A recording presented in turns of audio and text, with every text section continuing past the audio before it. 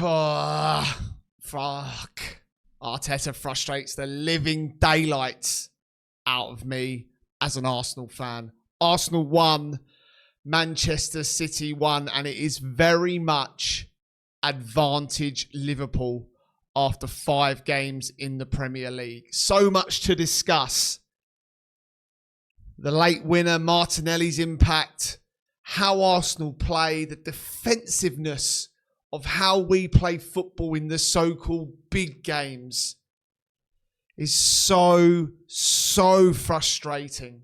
This is arguably Arsenal's best ever squad in Premier League history. It is definitely Arteta's best ever squad. And here we were up against what is arguably Pep Guardiola's worst ever squad as Manchester City manager in the Premier League. And we played like that in the first 45 minutes. The negativity, the defensive setup, mark my words, is going to cost Arsenal any chance of silverware. And you guys can say, nah, you're being negative or whatever you want to call it.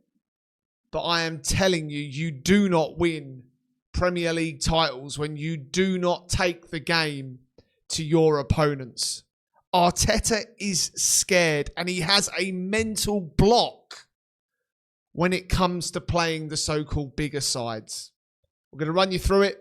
I want to get your opinion as well. Make sure you're dropping a like on this video, please. Make sure you're subscribing to the Footy Social Club if you haven't done so already. 93.4% of you that watch my content are not subscribers. So do me a huge favour. Make sure you're subscribing to the Footy Social Club and get your thoughts on Arsenal 1, Manchester City 1 down in the comments. Are you as frustrated as me following on from that draw yesterday? I predicted a draw in the prediction. So you can say, you know, really you got what you thought was going to happen. But it's the manner of how Arsenal drew that game. Not the fact that we scored in the last 2 minutes. Let's take it into account that the fact that City played 5-5-0 for the last 15 minutes. They didn't have an attacking player on the pitch. Thought Arsenal started the game okay. First 8 minutes or so. City were happy for Arsenal to have the ball. They were knocking it about. You know, but a moment's lapse in concentration.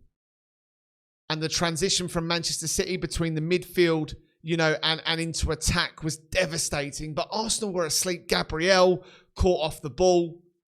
Arsenal too slow to get back. Saliba and Urian Timber caught in two minds, whether to track towards Doku, track towards Haaland, as Tijani Reinders broke straight through the heart of Arsenal's midfield. Where was Declan Rice, Subamendi, Mikel Merino?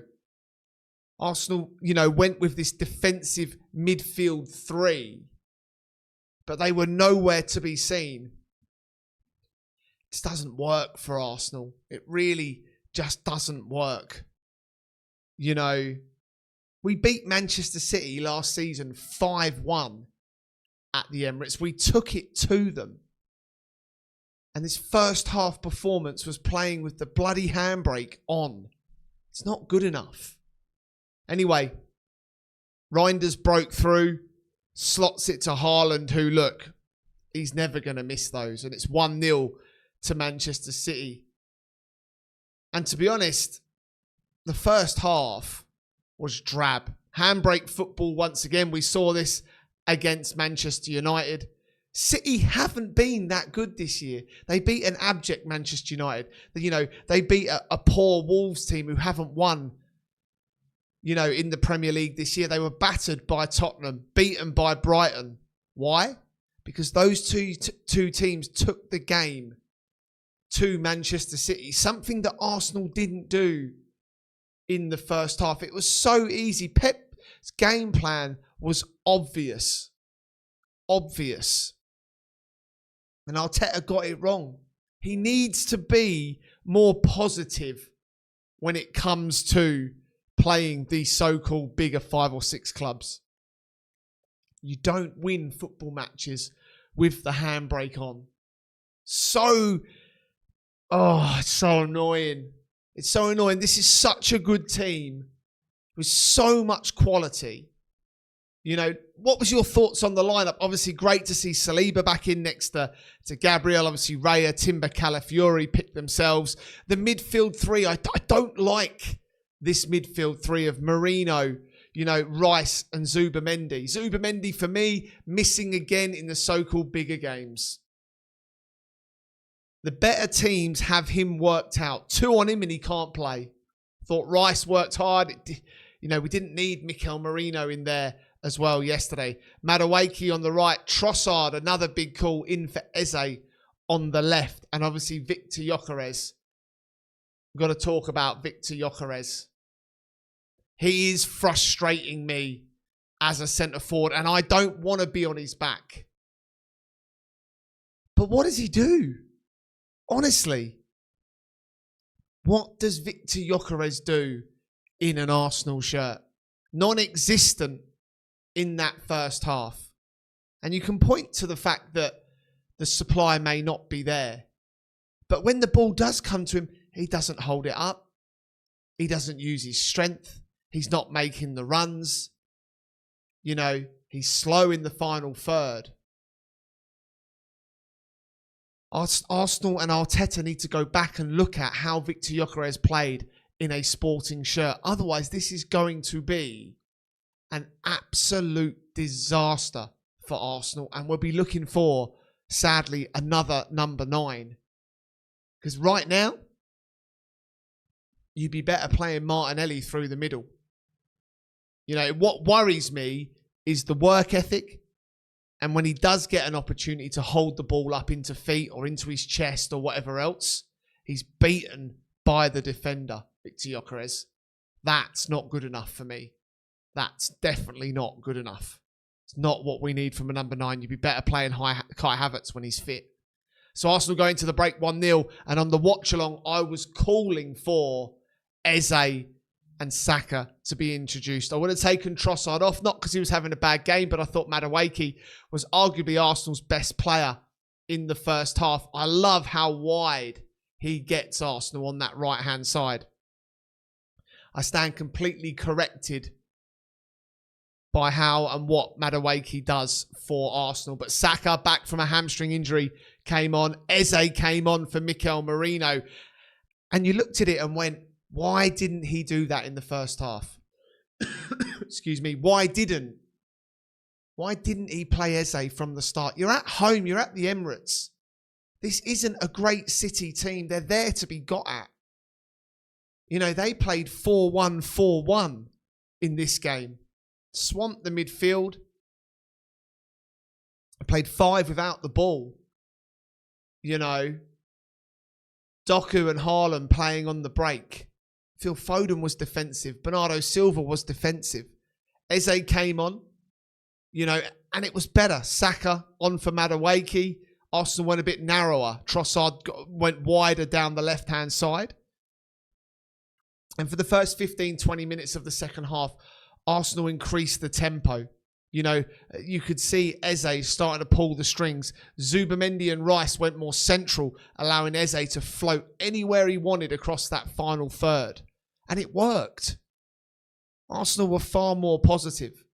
You know, and as the game went on, 60, 65, 70 minutes, Pep Guardiola, you could see the game plan.